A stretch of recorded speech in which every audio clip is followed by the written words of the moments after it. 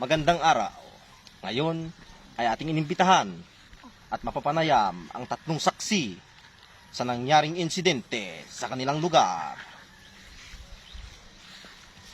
Ikaw, maaari mo bang inarawan ang pagkakilanlan ng sospek? Opo. Kitang-kita ko po lahat ng pangyari. May itim ang buhok. May itim ang balat.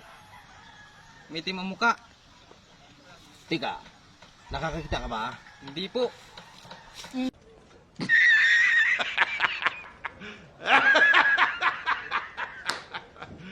Ikaw, maaari mo bang ipaliwanag ang mga nangyari?